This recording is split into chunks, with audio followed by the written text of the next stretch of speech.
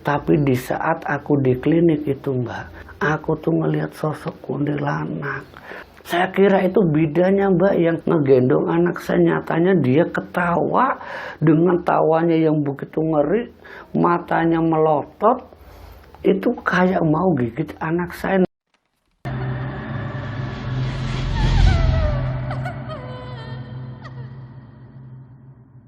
A'udzubillahi minasyaitonirrajim. Bismillahirrahmanirrahim. Assalamualaikum warahmatullahi wabarakatuh. Alhamdulillah, jumpa kembali di channel Segudang Kisah. Semoga semua sahabat channel Segudang Kisah dimanapun Anda berada, yang ada di luar negeri, di Nusantara, dari Sabang sampai Merauke, semoga senantiasa selalu dalam lindungan Allah Subhanahu wa taala, dicurahkan segala keberkahan yang sehat walafiat, dilancarkan rezekinya, dipanjang umurnya, dan dimudahkan dalam segala urusan. Amin amin ya robbal alamin. Untuk kesempatan kali ini di channel Segudang Kisah akan menyajikan sebuah kisah misteri yang tentunya untuk kalian semua sahabat channel Segudang Kisah.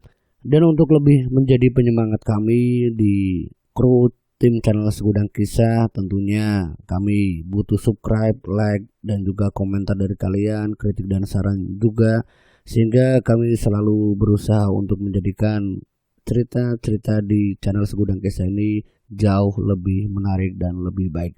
Dan tanpa basa-basi dan tidak usah lama-lama, kita langsung masuk saja ke cerita Segudang Kisah.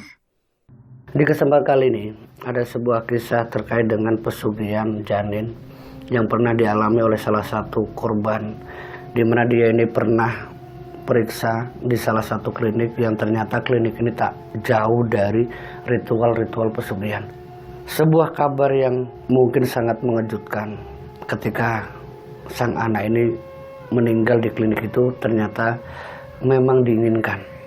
Mungkin pada awalnya seorang ibu muda, anak pertama ini, ketika meninggal di klinik itu, ya dia beranggapan karena mungkin ini sebuah kelalaian dari dia, yang di saat usia kandungan terakhir itu memang sering sekali mengalami ya hal-hal yang bersifat bisa berakibat fatal pada anak atau janinnya ini. Ternyata semua itu bukan hal yang sangat mutlak.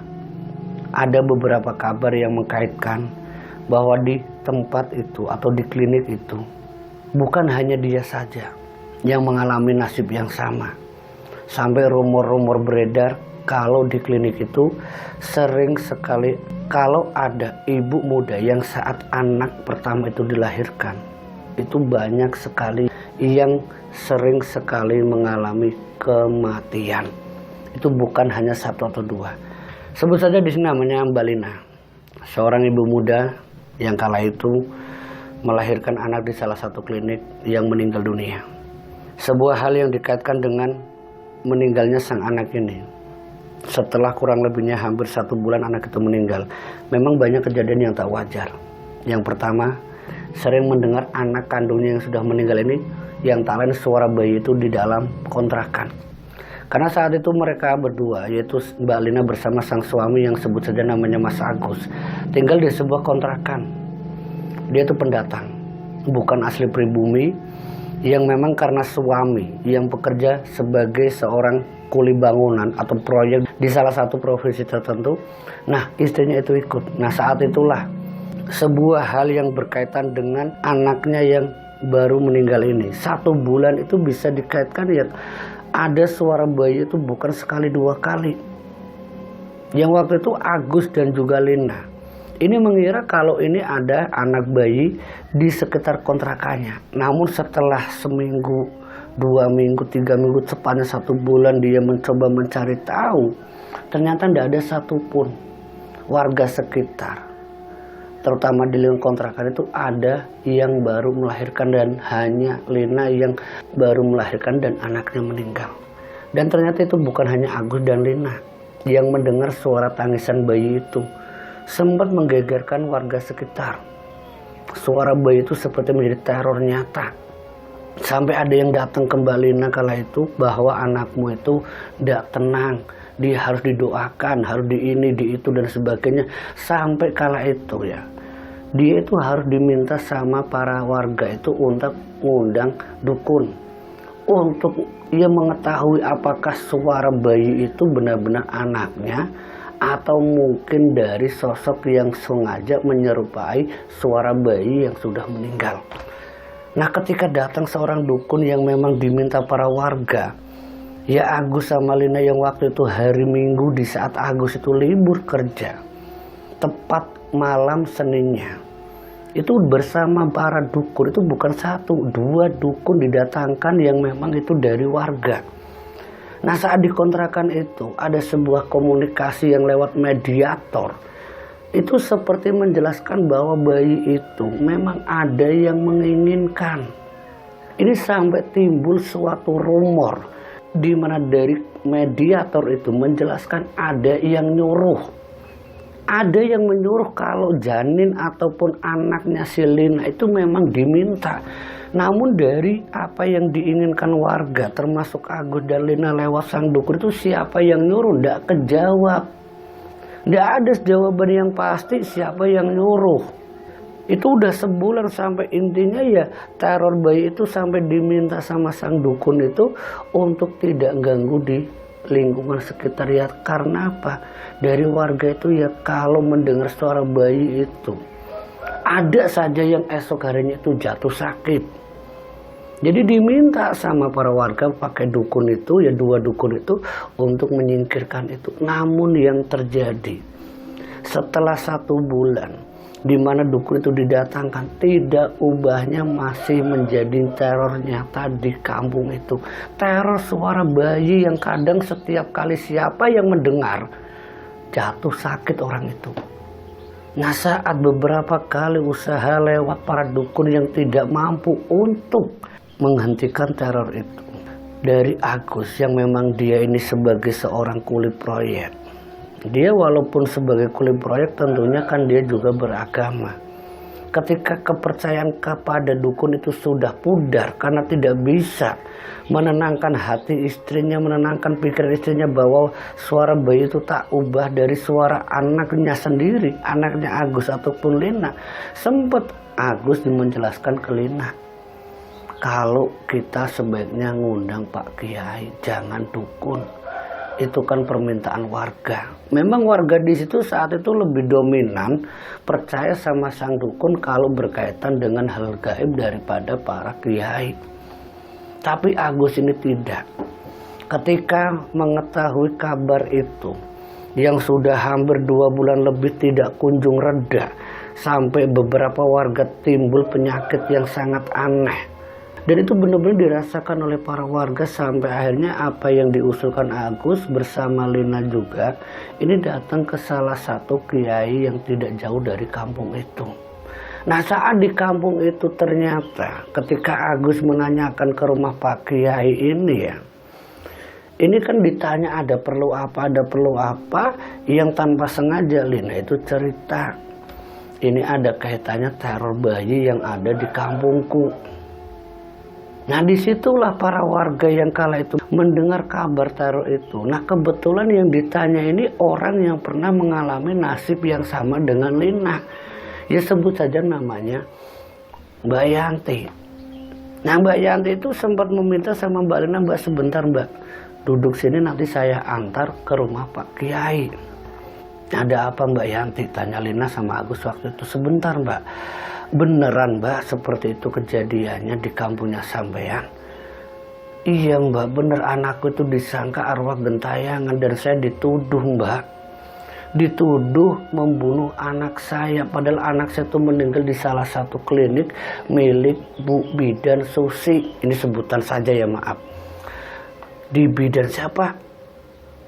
Bidan Susi yang di kampung itu. Iya, itu kampung saya ngontrak Mbak. Mbak sebentar Mbak. Saya dulu juga pernah mengalami hal yang sama seperti sampean. Tapi kok saya ngerasa ada yang aneh Mbak. Mungkin dulu juga saya seperti sampean sama. Membiarkan intinya mengikhlaskan. Tapi setelah 1 minggu Mbak, bayi itu ya, anakku itu selalu nangis tiap malam. Seakan-akan ya masih ada di dalam rumah Mbak. Tapi aku ya tidak pernah berpikir masa si anakku sampai datang. Aku pikirnya ya mungkin karena aku benar-benar mendambakan atau mengharapkan anak pertama aku Mbak. Tapi setelah aku cerita sama suamiku, Mbak, ternyata itu bukan cuman aku yang ngerasa, semuanya sama mendengar. Nah disitulah aku hanya datang ke Pak Kiai. Ini loh Mbak, sebentar saya ngomong, kata Mbak Yanti cerita ke Mbak Lina. Jadi begini Mbak, semenjak saya itu ke dokter atau ke bidan susi, memang kandungan itu pada awalnya itu normal, tidak ada yang aneh. Namun sebulan terakhir, ini yang saya ingin tanyakan ke Mbak Lina. 8 bulan ke 9 bulannya, coba ingat-ingat Mbak Lina, apa yang sampean alami? Soalnya ini saya juga punya pengalaman, kata Mbak Yanti. Mbak Lina pun mencoba mengingat, termasuk Agus menanyakan ke Lina, istrinya sendiri, Lin, apa yang kamu ingat? Ceritakan. Ya begini sih Mas, Mbak Yanti, ini dari Lina. Sebulan sebelum aku kembali ke bidan susi, usia kandungan itu 8 bulan lebih seminggu, itu aku memang periksa, katanya kurang 3 minggu lagi suruh ke sini. Tapi di 3 minggu terakhir Mas, bukan sebulan ya, 3 minggu terakhir aku tuh selalu kayak ngedenger suara cekikikan, suara kuntilanak. Itu yang pertama. Namun ketika aku kadang terbangun Mas, suara itu hilang. Nah waktu itu aku pikirnya Mas ya, yaitu hanya mimpi. Karena itu udah saat aku hendak tidur. Apalagi sampean kan kadang kalau udah pulang kan tidurnya ya tahu sendiri kan Mas, sama itu kan capek ya, saya udah berani ganggu sampean. Itu yang kali pertama saya ngedengar suara cekikikan kayak kuntilanak. Di hari yang lain, saya tuh sempat bermimpi kalau ada yang menatapi perut saya. Tatapannya itu jelas Mas ke arah perut saya. Namun ketika saya kembali sadar, ya sosok yang seperti wujudnya itu kayak ya kuntilanak Mas. Itu wajahnya itu ya bener-bener wajah wanita tua. Itu udah natap saya, natapnya ke perut saya sampai saya beristighfar beberapa kali. Ya berharap kalau itu tidak terjadi apa-apa. Saya sempat berdoa Mas. Dan saya coba untuk bangunkan sampean waktu itu. Saya mau cerita, katanya cuma mimpi tidur. Sampean ingat tidak Mas Agus? Ya aku ingat dulu itu. Itu keduanya Mas. Nah yang ketiga kalinya, ketika umur janin kurang 2 minggu kelahiran, aku tuh kan datang lagi. Karena aku ngerasa perut itu melilit banget. Sampan waktu itu lagi kerja Mas, aku sendirian ke sana, ke bidan susi. Nah dari bidan susi itu sempat cerita, sempat menjelaskan kandungan kamu itu perlu relaksasi, butuh ketenangan, jangan terlalu berpikir yang aneh-aneh.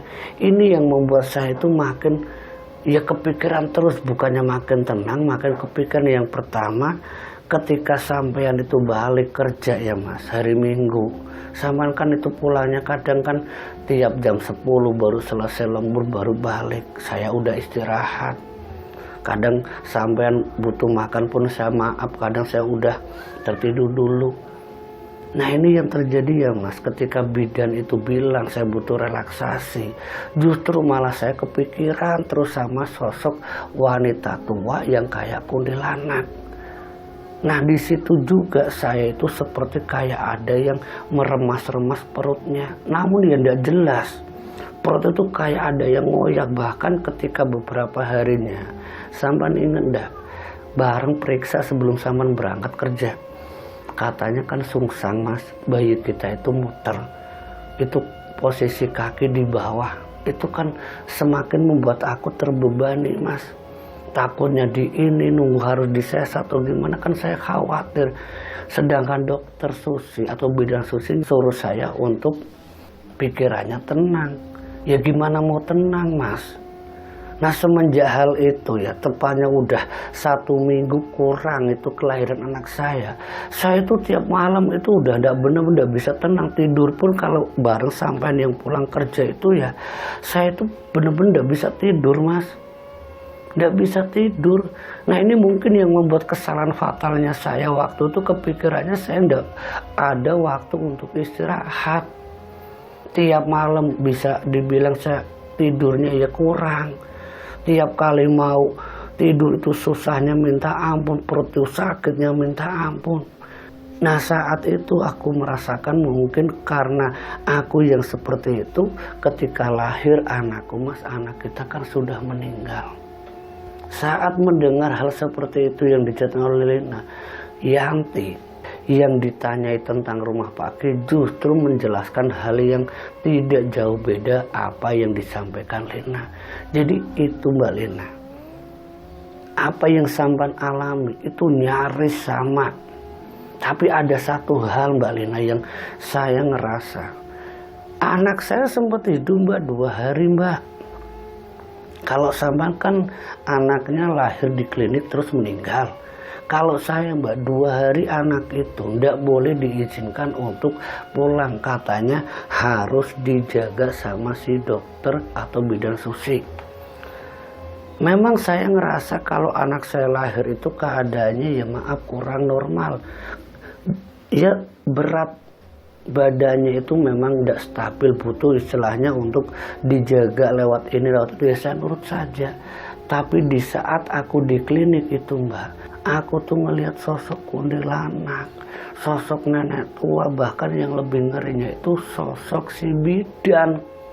Saya kira itu bidannya Mbak yang ngegendong anak saya, nyatanya dia ketawa dengan tawanya yang begitu ngeri, matanya melotot, itu kayak mau gigit anak saya. Nah ketika saya sadar itu bukan bidan, saya teriak, anak itu dilepaskan, nah sosok itu menghilang, anak itu esoknya jatuh sakit dan esok harinya anak itu meninggal. Nah saya cerita sama keluarga yang waktu itu ya ada suami di klinik, tapi suamiku tuh udah percaya waktu itu. Tapi setelah 1 minggu tepatnya aku sering dihantui kayak gitu Mbak, aku datang ke Pak Kiai, katanya itu memang pelaku pesugihan janin dan itu adalah Bu Susi. Dan semenjak saat itu ya warga di sini tidak ada yang mau untuk periksa ke klinik bidan suci. Namun rumor itu ya sempat dipercaya dan sempat tidak ya, karena beberapa orang yang lahiran atau melahirkan di klinik atau bidan suci ini ya masih ada yang selamat. Tapi yang paling sering itu bukan saya ya, sampai juga ngerasakan ada beberapa yang lain. Setiap ibu muda, ini setiap ibu muda loh, bukan yang anak kedua anak ketiga itu bukan, setiap ibu muda yang lahiran di situ, anak pertama khususnya itu pasti meninggal.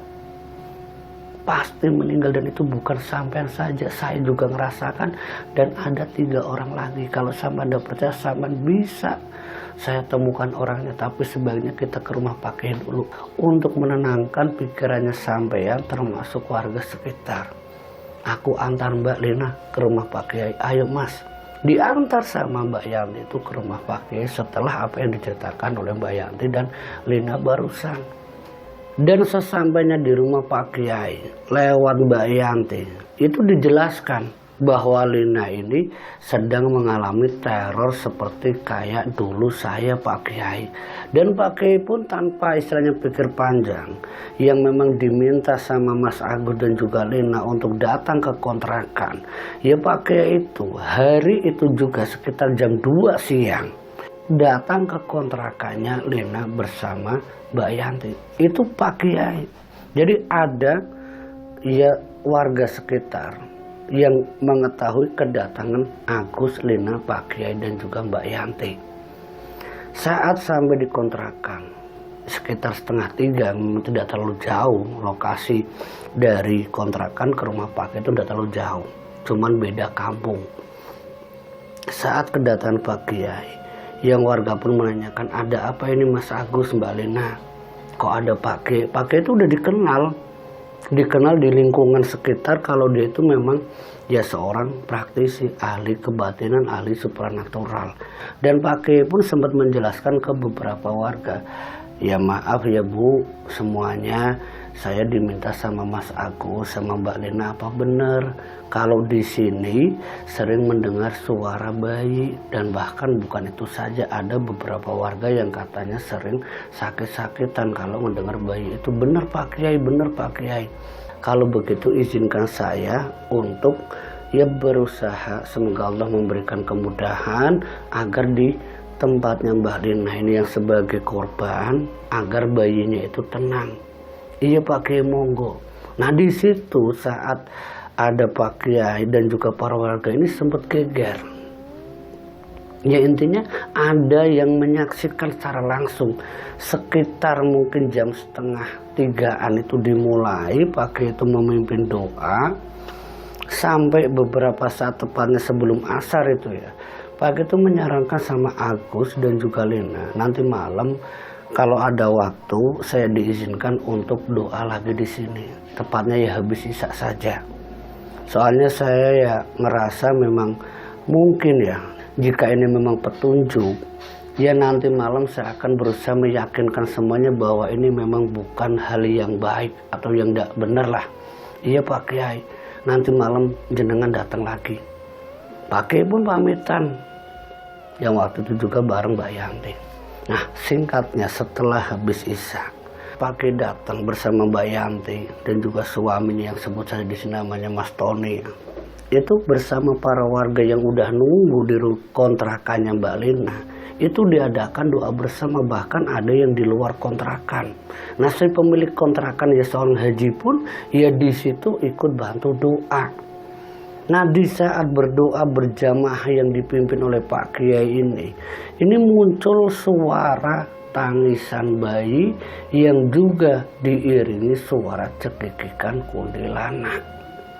Itu di saat berdoa di kontrakan yang dimiliki oleh seorang Pak Haji. Nah selesai doa itu, Pak Haji ini yang memiliki kontrakan itu terus menanyakan ke Pak Kiai, ini sebenarnya ada apa? Kenapa di kontrakanku kok seperti ini? Dijawab sama Pak Kiai bahwa apa yang barusan semuanya mendengar, bahwa itu ada sosok bayi yang menangis yang juga diiringi suara cekikan kuntilanak. Ini benar-benar dia atau bayinya itu dibawa sama kuntilanak, dan kuntilanaknya itu bukan hanya sekedar kuntilanak biasa. Dia ini ada yang nyuruh. Sempat beberapa warga sempat nyeletuk ya, intinya memotong omongan Pak Haji sama Pak Kiai. Bener Pak Haji, dulu kan pernah diundang dukun kalau ini ada yang nyuruh, cuma nggak tahu tuh yang nyuruh siapa. Sempat ditanya juga sama Pak Haji, Pak Kiai, sebenarnya siapa Pak Kiai yang sudah meresahkan kampung kita ini? Siapa yang sudah melakukan ritual pesugihan kuntilanak ini? Ya kita nggak bisa nuduh ya Pak Haji. Tapi ini terkait dengan Mbak Lina. Ini kebetulan ada Mbak Yanti, ada suaminya juga Mas Tony. Mungkin bisa dikaitkan dengan salah satu bidan di sini. Namun untuk bisa membuktikannya, ini perlu kita tahu sebenarnya, jangan sampai ada fitnah. Saya sendiri pun tidak berani untuk secara nyata menuduh. Memang hanya dia yang saat ini dugaannya, karena bukan hanya Mbak Yanti, ada 3 yang lain yang pernah datang ke saya menjelaskan ini ulah siapa, dan rata-rata mereka adalah korban daripada klinik bidan Susi yang semuanya itu adalah anak pertama. Itu didengar para warga yang saat itu juga warga yang bukannya 1 atau 2 itu hampir puluhan itu sempat ikut cerita Pak Kiai. Jadi apa yang saya lihat dan saya dengar ketika saya lewat di kliniknya si bidan itu benar-benar nyata ada kuntilanak, ada suara anak bayinya Pak Kiai. Sempat Mbak Lina, Mbak Yanti, Pak Haji itu, ini sebut saja namanya Bu Ayu itu yang perempuan yang cerita kayak gitu. Beneran Bu Ayu seperti itu? Iya, saya itu bareng suami saya. Dan kalau nggak percaya itu tanya beberapa warga sering lewat di kliniknya Bu Susi itu si bidan. Itu katanya kalau pas pulang malam ya, pas ronda, itu ada yang lihat kuntilanak itu berdiri di atap rumah si bidan. Itu bukan sekali 2 kali Pak, beneran Pak. Saya berani apapun itu dari Bu Ayu, termasuk beberapa laki-laki yang memang sering ronda. Nah Pak Haji yang akhirnya itu ya antara percaya atau tidak, termasuk Lina dan yang lain itu ya sudah antara percaya tidaklah memang masih ragu. Pak Kiai ini menjelaskan semuanya. Kalau memang itu benar, sebaiknya kita periksa dulu. Jangan kita gegabah menuduh orang yang belum tentu dia pelakunya. Bisa jadi dia itu cuma dimanfaatkan. Itu yang saya khawatirkan. Kalau Bu Susi memang tujuannya dia pendatang di sini kan seorang bidan. Dia baik udah mengebantu para warga untuk melahirkan anakannya di bidan Susi. Kan bukan hanya 1 atau 2, udah puluhan. Udah sangat banyak yang dibantu sama Bu Susi. Kita jangan merasa kalau dia itu adalah pelakunya. Karena ya bukan 1 atau 2 saja yang diselamatkan. Tapi Pak Kiai, kata Mbak Lina ini sama Mbak Yanti, kalau bukan dia siapa? Soalnya saya yang merasa sangat terluka kala itu Pak Kiai. Dan semenjak saat itu ya saya ngerasa ya cuma dia pelakunya. Iya Mbak Yanti, iya Mbak Lina. Tapi ya kita harus punya bukti yang kuat. Jangan asal-asalan nuduh tanpa bukti, itu bahaya, itu timbulnya fitnah. Memang dugaan kita ya dia, cuman ya bukti itu harus dilakukan. Sampai Tony sama Agus, itu suaminya Yanti sama Mbak Lina kala itu, gini saja Pak Kiai, saya nanya ini, apa benar kalau orang melakukan ritual pesugihan dengan cara mengorbankan janin-janin bayi yang baru dilahirkan lewat anak pertama khususnya, apakah pelaku itu punya kamar ritual? Saya pernah dengar kayak gitu Pak Kiai. Itu dari Tony. Nah Agus pun sama. Dan Agus pun juga menjelaskan Pak Kiai, iya Pak Kiai, apakah benar itu yang dikatakan Mas Tony? Pesugihan itu kan katanya punya kamar ritual. Dia pasti melakukan ritual tertentu. Kalau dia tidak di situ ya pasti ada tempat khusus. Tidak mungkin dia nyembah tanpa ada tempatnya. Nah itu dia cara kita membuktikannya aja Pak Kiai. Gimana kalau kita datang ke bidan itu untuk membuktikan. Kalau memang dia tidak punya kamar ritual ya kita tidak bisa menuduh dia.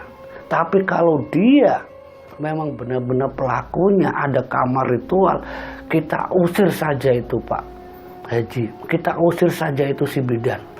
Dan para warga ngedukung apa yang dikatakan Agus.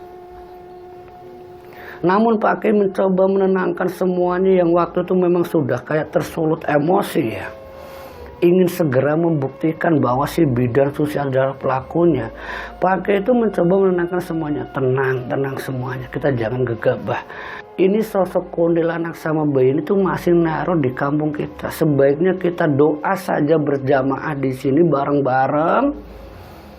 Kalau nanti sudah tenang, tidak ada teror itu lagi, baru kita selesaikan masalah yang lain, yaitu datang ke rumah Bu Susi. Karena setahu saya, kata Pak Kiai ini sampai dia berani ya kayak maaf ini ya, berasa kayak paling tahu, maafin dengan segala hormat dari Mbak Lina. Kalau memang benar itu adalah suruhan dari Bu Bidan, pasti setelah sosok bayi dan juga kuntilanak ini terpisah, ini sosok bayi ini dengan izin Allah itu tenang di alam barzah, pasti dia akan nyari tumbal lagi. Dia harus nyari penggantinya. Kalau dia tidak nyari penggantinya, maka si bidan itu pasti akan mengalami sesuatu yang beda dari pelakunya. Kita cari dari pelakunya dulu. Jangan langsung digerebek. Jangan langsung dituduh, apalagi sampai Mas Agus yang memang udah menjadi korban. Saya tahu perasaan sampean. Iya Pak Kiai, saya nurut. Sampai semuanya pun terdiam sesaat. Yang akhirnya ya doa-doa untuk Lina, Agus yang juga dipersilakan sama Pak Haji itu kurang lebihnya hampir 1 minggu.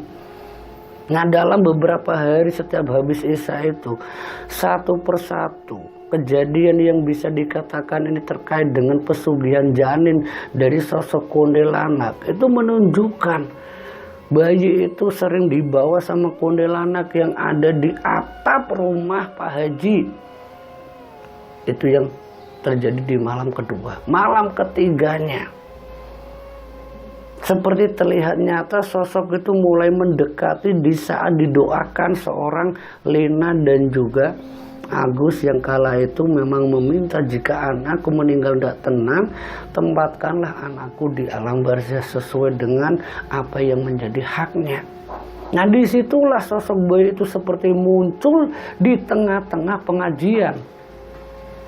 Dan hanya orang-orang tertentu yang melihat, termasuk Pak Kiai dan juga beberapa orang yang mungkin bisa dikatakan punya kelebihan, itu menjelaskan bahwa anakmu Mas Agus, anakmu Mbak Lina tadi sempat ada dan dia dilepaskan sama sosok kuntilanak itu.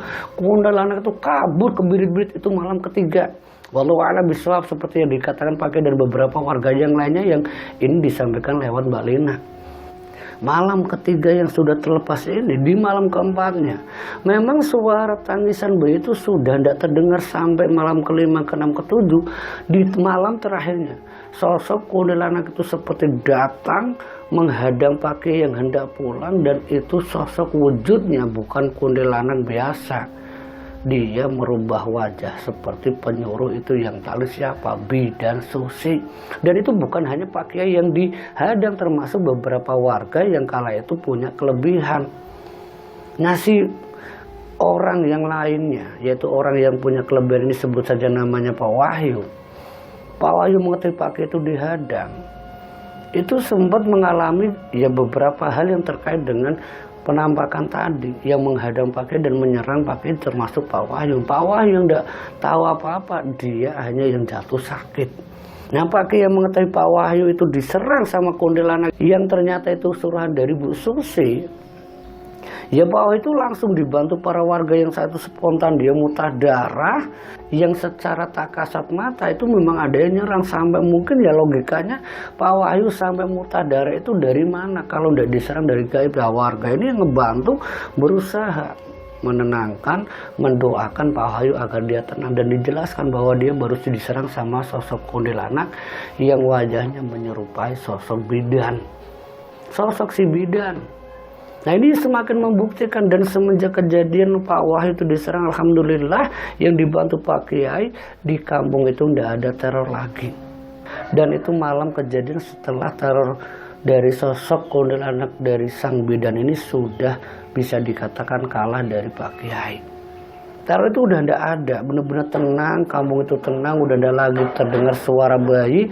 Namun di sisi lain dari Pak Wahyu, beberapa warga jalan ketika lewat di kliniknya si bidan ini ya, Bidan Susi, itu sering melihat perilaku-perilaku yang aneh. Bahkan dia si bidannya ini, kejadian semenjak Pak Wahyu itu diserang kurang lebihnya udah hampir 1 bulan ini udah reda ya. Perilakunya tuh memang beda. Bener apa yang dikatakan Pak Kiai, apa yang diketahui oleh Lina, Agus, termasuk yang lainnya, termasuk beberapa warga yang sering cerita ke Lina, perilaku si bidan itu sempat nyari-nyari warga, orang-orang yang mungkin baru nikah itu didatangi, kalau mau periksa ke sini, mau periksa ke sini, itu sudah kayak mau nyari korban selanjutnya. Nah di sini ketika si bidan dengan perilaku dia seperti butuh tumbal, ini rumor itu makin gencar, makin gempar. Ini yang membuat warga itu makin nyata bahwa apa yang disampaikan Pak Kiai memang benar. Ini pelaku ini tak lain adalah si bidan itu. Ini yang menyebabkan masalah yang membuat di kampung itu terteror, yang membuat kampung di mana ada korban bayi yang meninggal, ya bayi itu pasti menimbulkan petaka. Petakannya sakit, dihantui dan sebagainya. Nah ketika perilaku si bidan ini yang kurang lebihnya sebulan 2 bulan dia tidak nemu, ada satu pendatang yang kala itu baru usia kandungannya itu sekitar 5 bulan, dia tidak tahu apa-apa, datang ke kliniknya Bidan Susi. Nah ketika dia sering periksa yang nyatanya itu diketahui oleh Mbak Lina dan para warga yang kebetulan itu satu kontrakan ini ya, udah sebulan dia sering bolak-balik ke Bidan Susi. Ditanya sama Mbak Lina, Mbak, ya sebut saja di sini namanya Mbak Winda ya. Nah, Mbak Winda itu ditanya sama Mbak Lina, Mbak, sama itu periksa di mana? Saya di bidan itu Mbak, di klinik itu. Mbak kalau bisa jangan di situ Mbak, tapi bidan itu gratis Mbak, nggak ada bayarnya sama sekali. Dia katanya mau ngebantu saya karena saya ini pendatang Mbak. Mbak sampean ya, tak kasih tahu, jangan ke sana. Loh kenapa Mbak? Waktu itu Mbak Lina mau cerita yang lebih-lebih itu kan tentunya tidak mungkin dipercaya juga sama Mbak Winda. Cuman satu hal yang diceritakan tentang Mbak Winda itu, Mbak Winda hati-hati jangan sampai terjadi sesuatu seperti saya dulu. Anak pertama saya meninggal di klinik itu setelah periksa kandungan di bidan itu. Itu pesan saya. Yang tentunya Mbak Winda itu pun bertanya-tanya. Akhirnya kan dia sering, ya karena kebetulan tidak jauh kontrakannya, sering ngobrol, sudah sebulan, 2 bulan, bahkan 3 bulan periksa, sampai usia kandungannya itu udah hampir 8 bulan. Hampir 8 bulan, udah ada pungutan biaya dari si klinik, dari si bidan itu yang mengatakan itu gratis dari Mbak Winda. Nah di saat 8 bulan itu ternyata apa yang dulu pernah dialami Lina, Yanti dan yang lainnya itu dialami oleh Winda.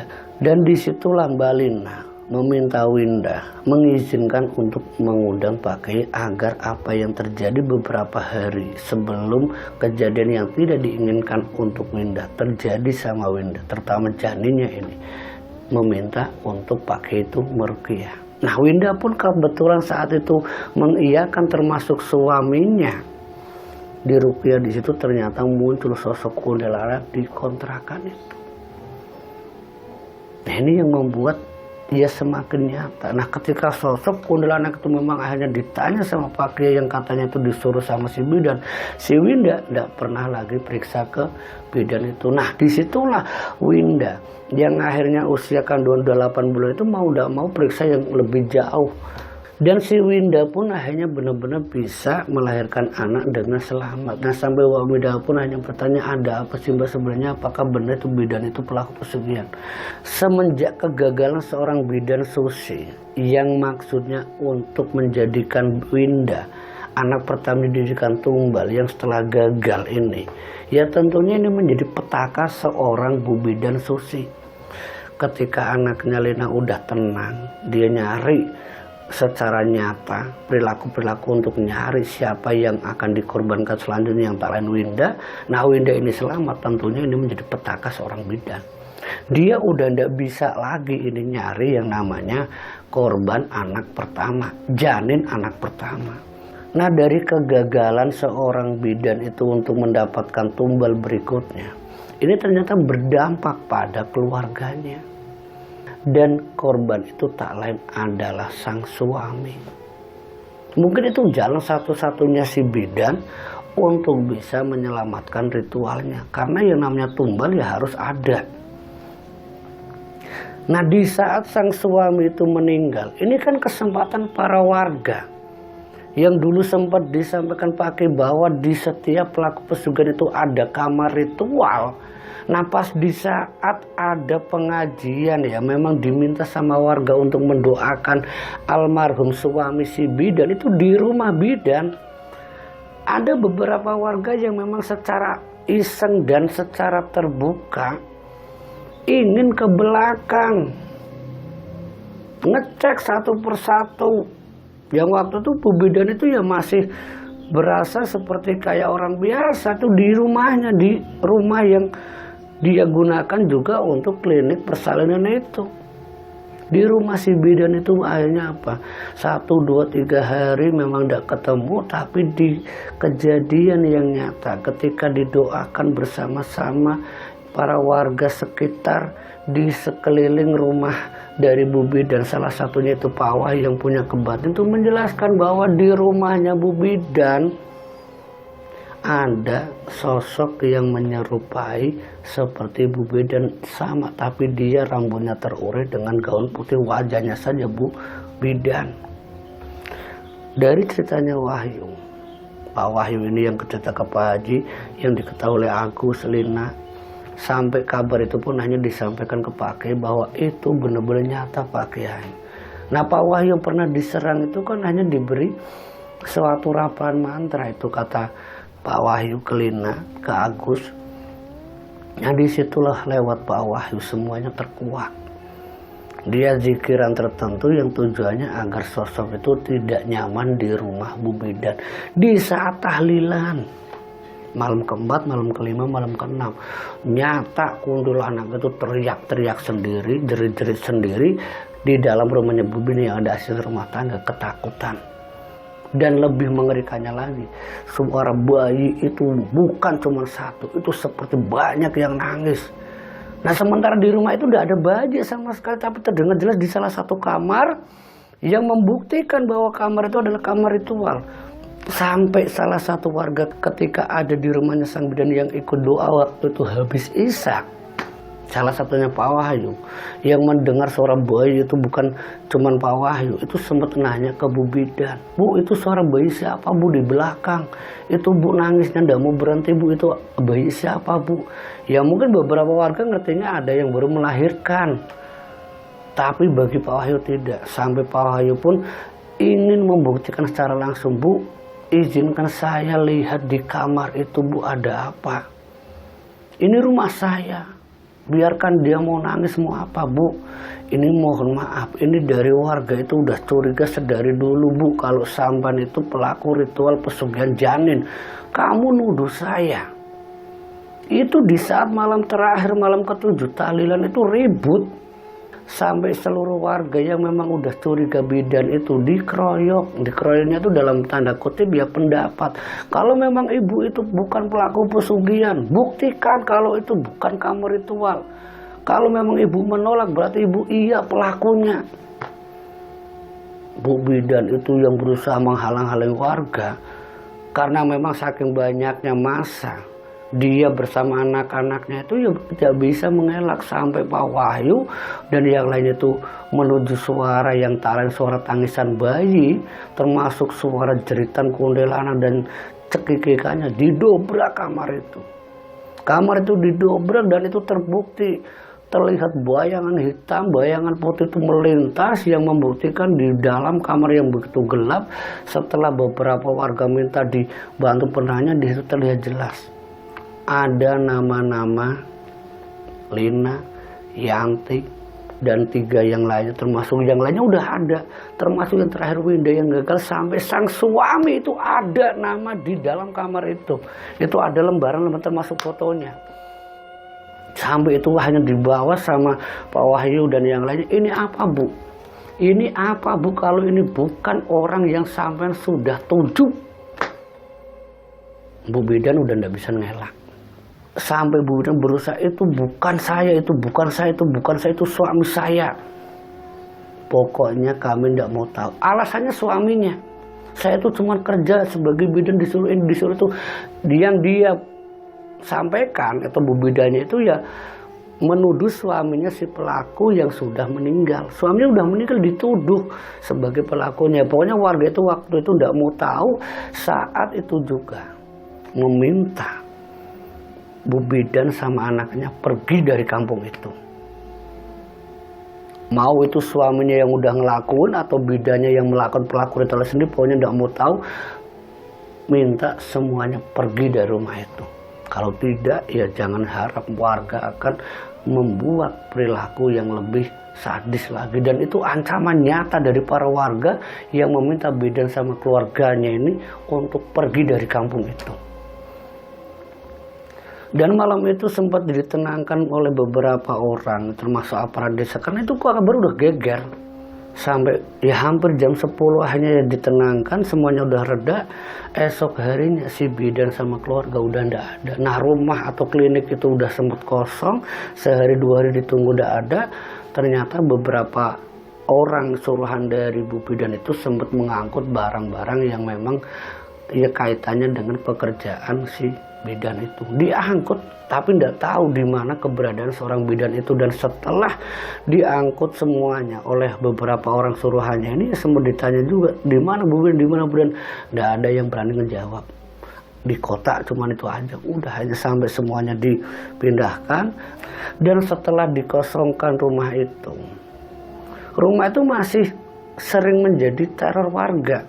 Sampai warga itu yang meminta sama pihak desa untuk menghancurkan rumah itu karena sosok kuntilanak, suara bayi itu masih sering terdengar. itu bukan sebulan 2 bulan, semenjak si bidan itu udah pergi bersama keluarganya, sampai hanya dari pihak desa yang tidak tahu di mana keberadaan Bu Susi menghancurkan rumah itu lewat bantuan beberapa praktisi ya Pak Kiai dan yang lainnya, membuat rumah itu akhirnya dirobohkan. Dan semenjak dirobohkan itu alhamdulillah di kampung yang dimana Mbak Lina dan Winda dan yang lainnya itu ada di kampung itu sudah tidak ada lagi teror kuntilanak dan bayi. Itu sudah tidak ada alhamdulillah. Tapi kejadian itu yang membuat geger, gempar, di mana ada sebuah praktek ritual pesugihan janin yang dilakukan oleh sang bidan. Antara sang suami atau dia, itu urusan dari mereka. Semoga dari kisah ini kita bisa ambil kemudian pelajarannya. Jumpa kembali di channel Segudang Kisah. Wassalamualaikum warahmatullahi wabarakatuh.